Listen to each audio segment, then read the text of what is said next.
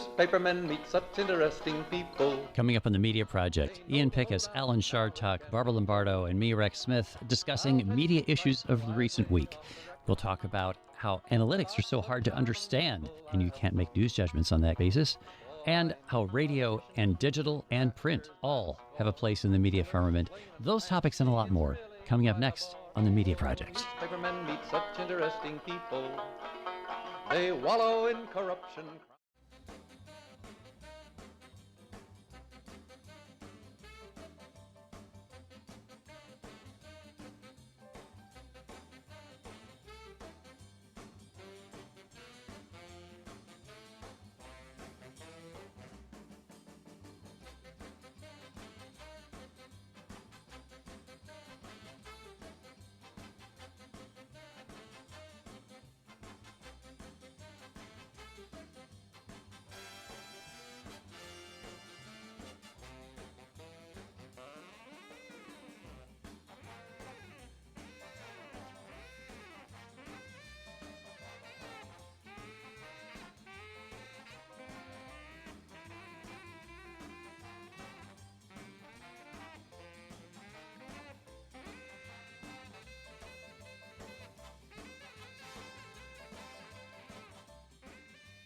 Oh, newspapermen meet such interesting people. They know the lowdown, now it can be told. I'll tell you quite reliably off the record about some charming people I have known. For I meet politicians and grafters by the score, killers plain and fancy, it's really quite a bore. Oh, newspapermen meet such interesting people. They wallow in corruption, crime and gore. Ting-a-ling-ling, city desk, full of press, extra, extra, read all about it, it's a mess, meets the test. Oh, newspapermen meet such interesting people. It's wonderful to represent the press. The Media Project is your half hour of analysis and commentary on what's going on in the news media these days, we think, at least from our perspective of some veteran journalists. And now this week, a young fella. I'm Rex Smith. Young-ish fella. I'm Rex Smith from the Upstate American, formerly editor of the Times-Union. Barbara Lombardo is here, formerly executive editor of the Saratogian and the Troy Record. Dr. Alan Chartock, the CEO of Northeast Public Radio, columnist, commentator on said radio enterprise. And the previously mentioned younger person than the old folks around here, that would be Ian Pickus, the news director of WAMC, the aforementioned young man. Sir, how are you doing? What is it like with those of us who are not exactly fully engaged in the daily production of news these days? What is different now from what was, say, 5-8 years ago? One good thing is that there is more accessibility to public officials in the course of the pandemic who have brought all of their activities to live streams and being online.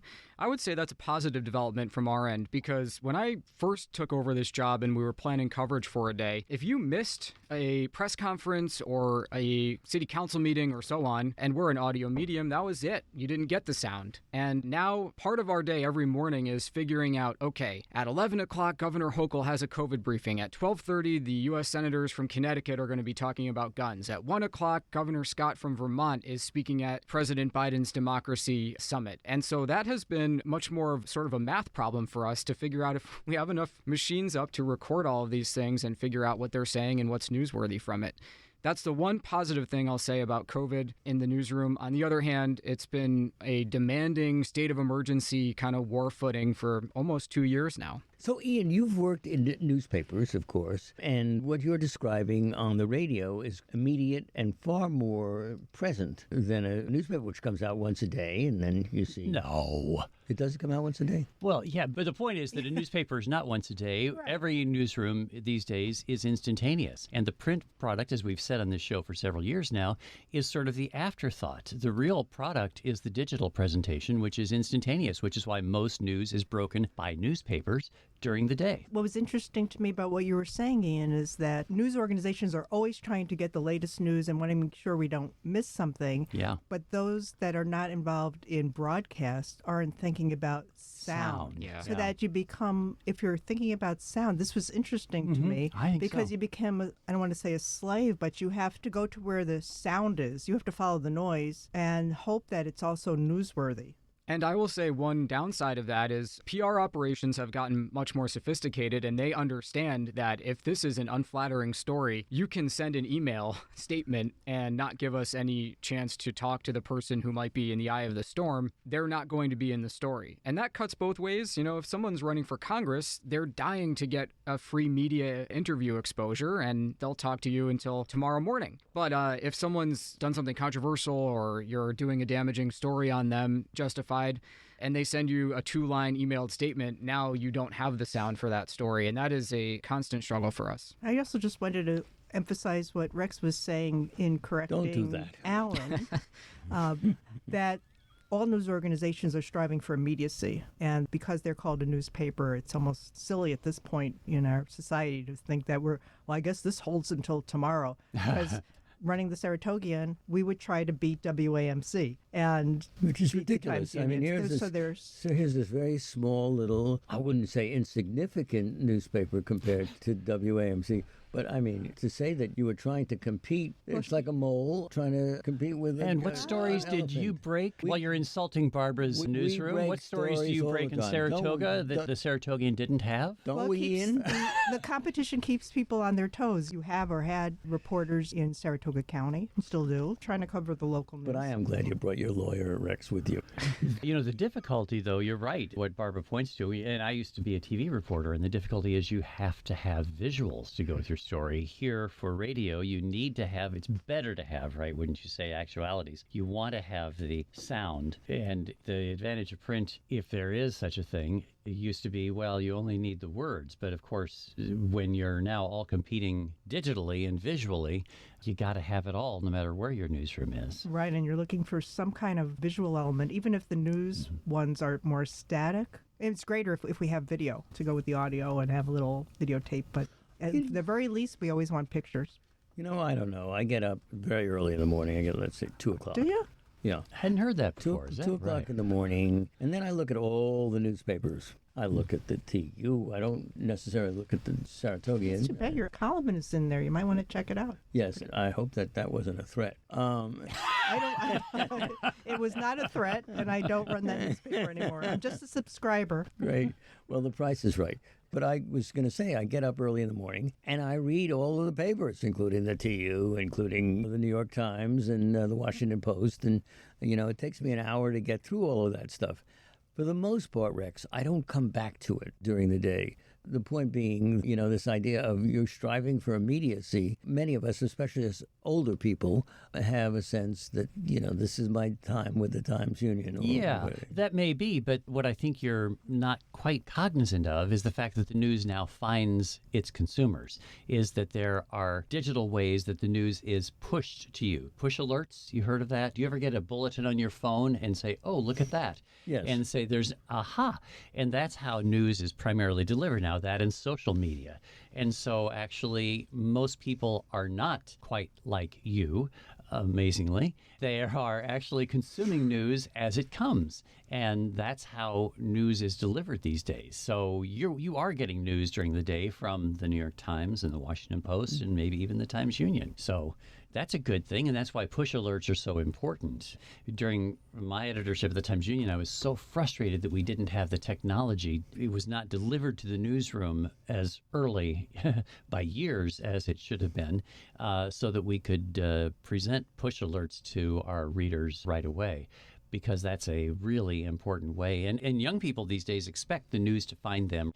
You know, they're not going to subscribe to an old-fashioned thing like a newspaper. Good thing, too, I say. And that's something in the newsroom, just real quick, that we are intensely focused on here. Most reporters spend most of their day on Twitter trying to be first or seeing what they've missed. And the push alerts have been really helpful, actually, during this pandemic, because recently, you know, we got a new mask mandate in North Adams, Massachusetts. As soon as we found out, that went out as a push alert for anyone who has the WAMC app. And that's even faster than what we can do on the hour with a live newscast. Does that newspaper, the North Adams Transcript, does that still exist even? Are you the news source for most people in North Adams, you think? I hope so. I think the North Adams transcript has been absorbed by the larger Berkshire Eagle ownership group. But, that's the second city in Berkshire County that's kind of lost its daily newspaper and a hospital in the last few years. So there's definitely an opportunity there. This is the thing that is now being contested, which we talk about in this program a lot, and that is efforts to help sustain those local media enterprises, like that little newspaper North Adams that expired.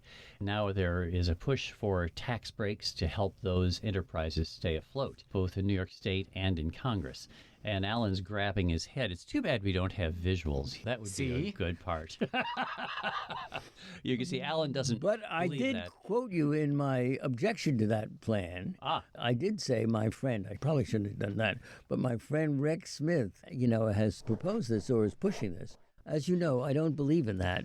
I don't believe that the federal coffers should be used to give money to publishers of newspapers and others, unless, of course, they're ready to go nonprofit. So I'm pretty adamant about that, Rex. And I think anybody listening to this show would say, wait a minute, you mean the newspapers want them to give them money to keep going? No, they don't. No, well, they don't. tax credits.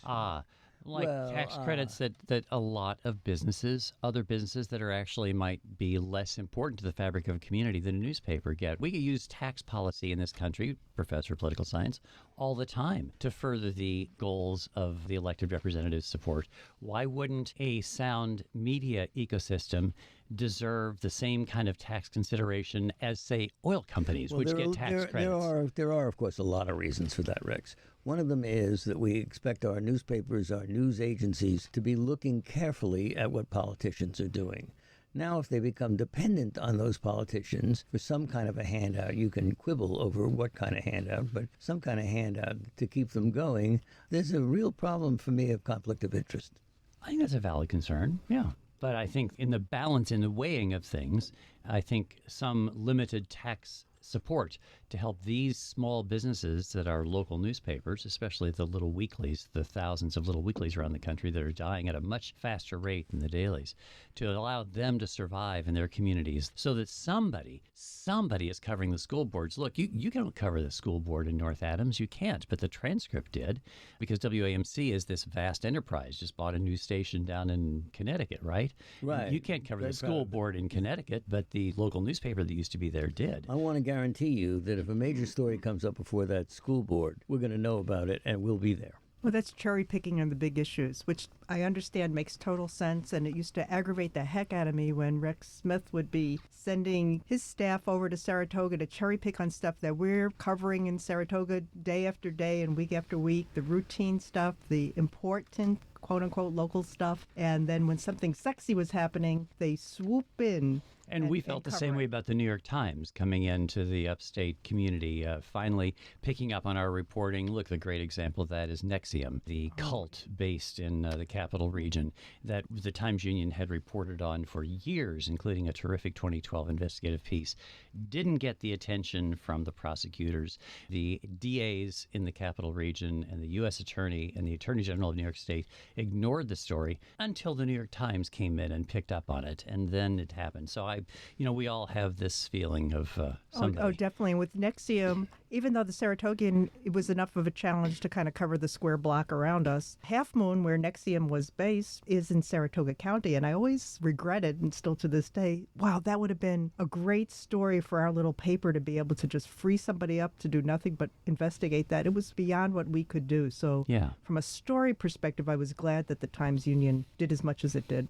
Okay. Well, actually, one of the things that we were talking about just a minute ago, Ian, having to do with making the decisions about these stories that you're going to cover, comes to a really interesting point that nowadays with digital technology, we're able to see what stories people care about, what people click on, what people spend time with. It's not just page views, but it is engagement, how much time people spend with something. It's about where the audience you're looking for is coming from, who it is who's doing it. And there's a very interesting analysis that was published in the Columbia Journalism Review that we've taken a look at that talks about the difficulty of using these analytics to try to make news judgments, because you can make a lot of different interpretations based upon that. Do you ever, in deciding what to cover in your correspondence around the region, To what extent are you looking at what people are responding to or what they care about in deciding what it is that you're going to cover? You know, I would admit to the fact that it is a bit of a mystery to me. And a recent example, we did a story about the late legendary Stephen Sondheim, who died at age 91, the Broadway composer and lyricist. And he had strong ties to Berkshire County, where he went to Williams College, and a number of his productions had been put up over the years at the theater festivals. And that story has gained more traction on social media in recent weeks than just about anything else we've done. Can I explain why? No. Typically, the stories that do well, and it's to my regret, are, the classic if it bleeds, it leads sort of stories. And I'm very fortunate in my position at AMC, although I have access to our analytics numbers, they really don't drive what we do, because if they did, all we would be doing is standing outside fires and funeral homes, unfortunately. And not to say that that's not important. We've covered, a grisly murder just this week at WAMC, but... The murder was not at W. Right. In the newsroom. Not yet. See, everyone needs an editor. Boss of some kind. But I have found that the more controversial, so to speak, the more grisly, the more horrifying the details, typically those stories are the ones that do best. We at AMC have been protected from only focusing on those, I think. Yeah, I think that everybody has to not focus only on those numbers, right, Barbara? You didn't make decisions as an editor based on what was necessarily most popular. It was the same situation that Ian was describing, that sometimes you can't really make sense of the numbers, and sometimes what's driving the numbers is not, it's understandable because it's human interest, it's things people can relate to, it's something happening now, it's things ordinary people are talking about, but you can't be a slave to only the things that get high clicks. And that article that you're referring to, Rex, it was a long piece, and going through the whole thing, the end of it starts off the same way that it begins, saying, and trying to figure out what all these numbers mean and what to do about it and how to interpret it is hotly contested. It's like, we don't really know. We don't really know. And so the data is still good to look at. It's important to look at, and I think it's useful, but it's just one of the tools. You need to use your news judgment also. Well, Delmer C. Dunn, in his classic book, Public Officials and the Press, said that the criteria for choosing stories changes from this is what you've been talking about, basically, changes from one place to another. Now, I have to say, each person making a decision, Barbara, you or Rex or Ian, obviously have different personal criteria that you're going to use, but one that Del Dunn used to talk about was ease of coverage. It was a very interesting idea that if it was going to take a huge amount of research, you really have to be careful, because if you can just say, hey, you get out there and cover that, that's what we call ease of coverage, right? Right. That makes sense, that there has to be some degree of ease of coverage, and the fewer resources that you have, the more you rely on things that are easier to cover.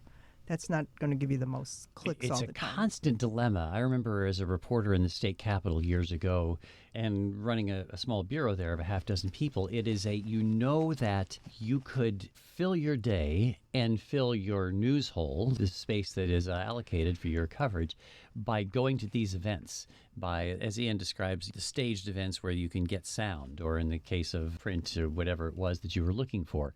But if you're really doing your job, you try to find some time to step outside that stuff and to go beyond, but it's not as easy. The ease of coverage is I can just go there and think that I'm doing my job, and by gosh, I've got it. And you're not really serving your readership if you're not taking a more thoughtful approach to it and giving them the range of coverage. Even before there were computers, there would be news organizations doing tremendous work on in-depth projects that took a long time, and then would just spew out pages and pages, thousands of words on something, and then be surprised that not a lot of people seem to have read it.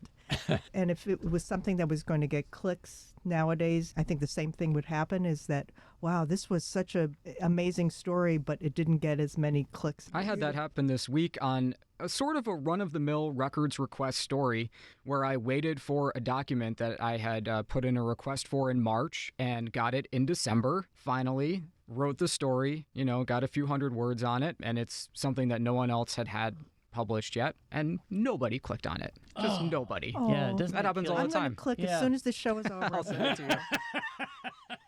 Well, literally nobody or almost nobody. Don't call those other people that read it nobodies. Next to I did nobody. want to ask our editors, the three of you in the room, a question.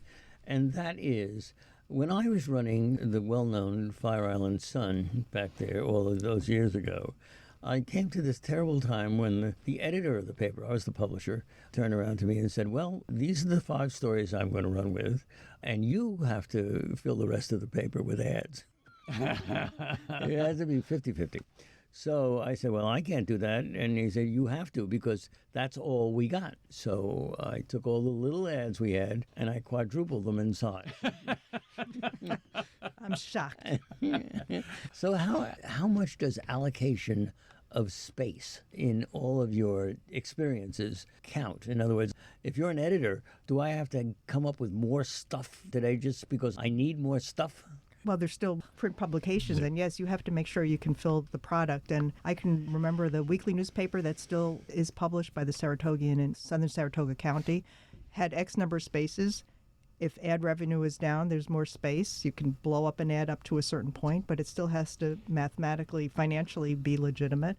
And so if you have a prolific writer, reporter who's going to be able to get those human interest stories, get the evergreen stories you have in your pocket, maybe get some local writers who are going to contribute columns that are within your budget. You need to be thinking about how you're going to fill the space. I honestly don't recall ever having that problem. My problem was having too little space. You're constantly trying to pack the reporting you have into the limited news hole because you're given the dummies showing the ads stacked up there.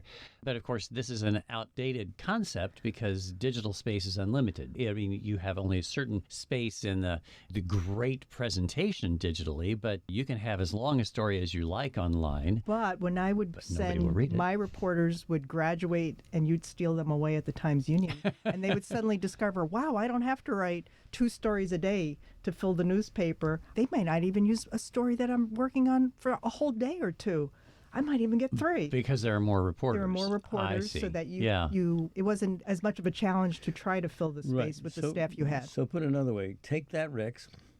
Yeah, well, but the difficulty of finding the space for the stories, and people will only read a certain amount. You know, you have reporters who write long and who will say, but this story really needs 3,000 words. And you think, oh, nobody's going to read 3,000 words. And that's the difficulty, is conveying to people that you can write as much as you like, but the journalistic responsibility is to make your content accessible and useful to people, and it's of no use if people aren't reading it. So you need to be able to present it in few enough words to get it across. But Rex, you do remember, I'm sure, putting a story in because you thought it had real journalistic value and saying to yourself, I hope somebody reads this. Yeah, I hope somebody reads this, because it doesn't.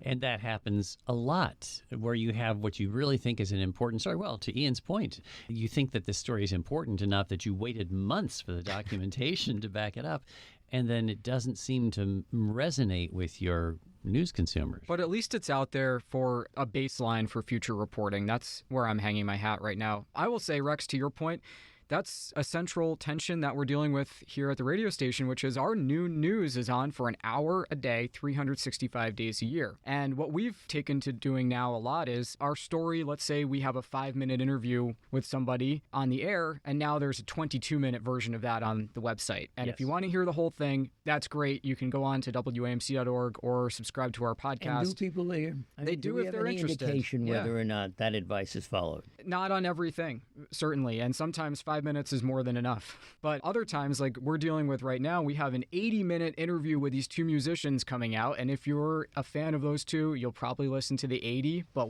are we airing an 80-minute interview? No. You know, I was just having a conversation yesterday with an old source, a guy who's been long retired from the state capitol, but who was talking about recognizing that there were certain stories that only a few people would read, but sometimes those few people would be the influential, important folks, and you want those people to read the story. So sometimes if you do have a long story, you put the whole thing out there. I mean, the flexibility now of having the web to back up your fundamental product is great.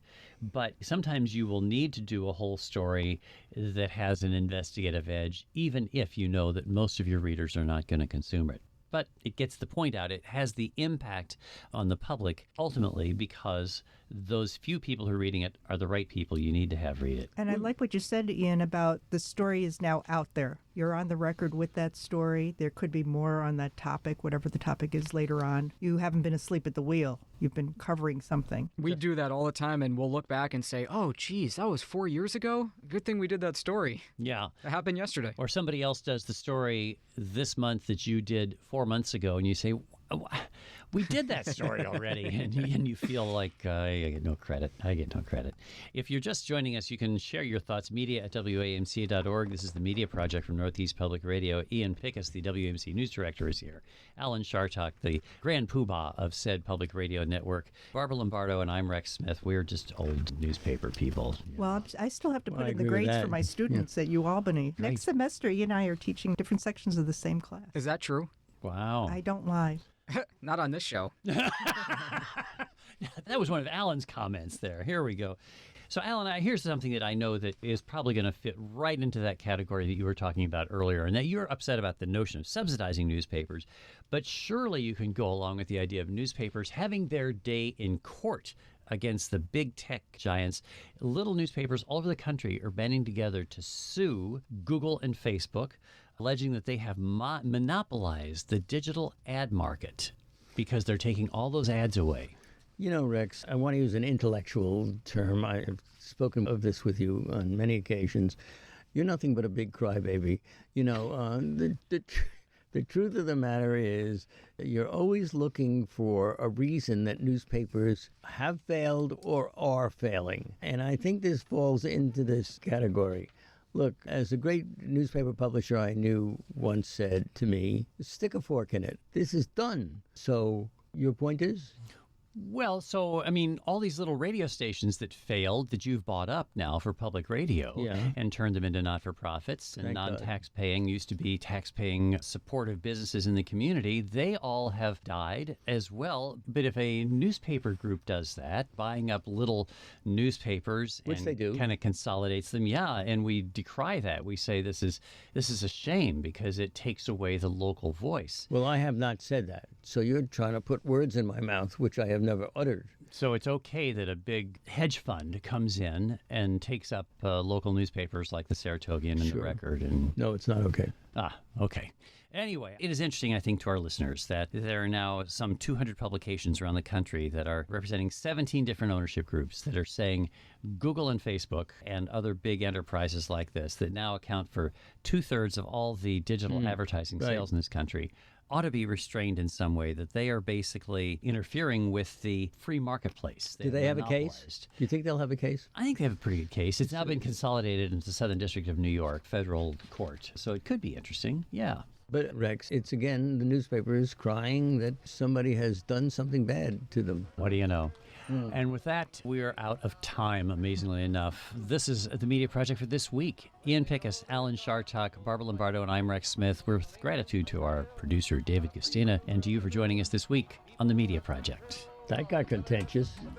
Papermen are such interesting people. It's wonderful to represent the globe. Now, The Media Project is a production of WAMC Northeast Public Radio. Alan Chartock is CEO of WAMC. Professor Emeritus at the State University of New York, commentator, columnist, and author. Rex Smith is the former editor of the Albany Times-Union. Barbara Lombardo is a journalism professor at the University at Albany and former executive editor of the Saratogian and the Troy Record. And Ian Pickus is WAMC's news director. You can find out more or schedule a podcast at WAMC.org or just download the free WAMC app from the Play Store for your iPhone or Android and listen to the Media Project anytime, anywhere. Thanks for listening. interesting people. Let's give 3 cheers for freedom of the press.